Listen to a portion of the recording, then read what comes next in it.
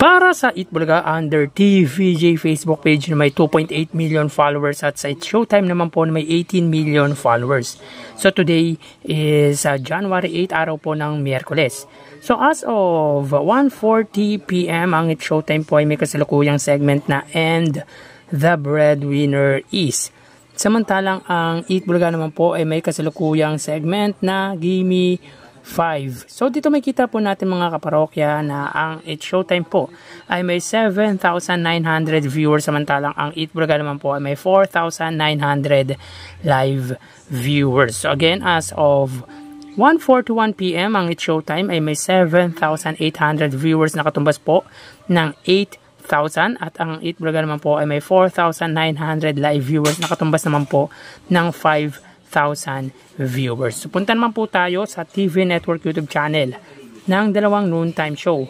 So unahin po natin mga kaparokya ang Eat Bulaga under TV5 Philippines na may kasalukuyang subscribers na 2.2 million subscribers.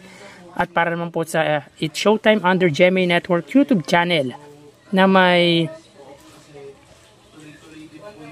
37.4 million subscribers. So as of 1:42 PM ang It's Showtime under GMA Network YouTube channel, sila po ay may 19,000 viewers.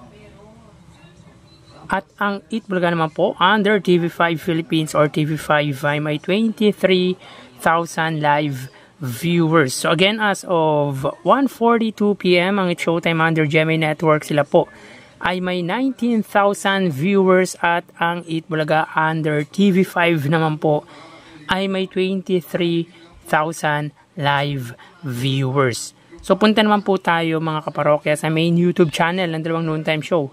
Para po sa It's Showtime, under po yan sa ABS-CBN It's Showtime. So hanapin po muna natin ang live ng It's Showtime na may 2.48 million subscribers. At sa Eat Bulaga naman po under Eat Bulaga TVJ YouTube channel na may 1.2 million subscribers. So as of 1:43 PM ang It's Showtime, sila po ay may 74,000 live viewers. Ang Eat Bulaga naman po, sila po ay may kasalukuyang live viewers na 117,000 viewers. So again, as of 1:43 PM ang It's Showtime, sila po ay may 74,000 live viewers at ang Eat Bulaga naman po ay may 117,000 live viewers. So bali ang segment po ng It's Showtime ay And the Breadwinner Is at ang Eat Bulaga naman po ay Gimme 5.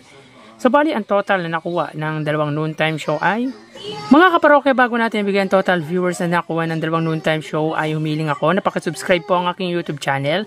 Pakiclick ang bell icon para una kayong ma-notify sa mga bagong video na ilalabas ko. At pakidamay nyo na din na i-follow ang aking Facebook page na Mega TV at ang aking TikTok account na Kaparokya TV. Maraming salamat! So bali ang total po na nakuha ng It's Showtime ay 107,000 viewers. 8,000 sa Facebook Live, 19,000 sa TV Network YouTube channel, at 74,000 naman po sa main YouTube channel.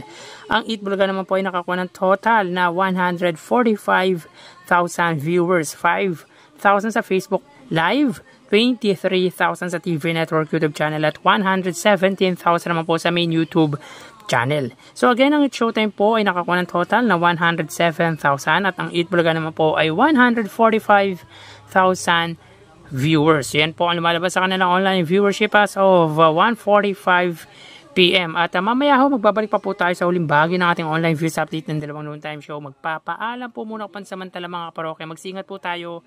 Thank you and God bless.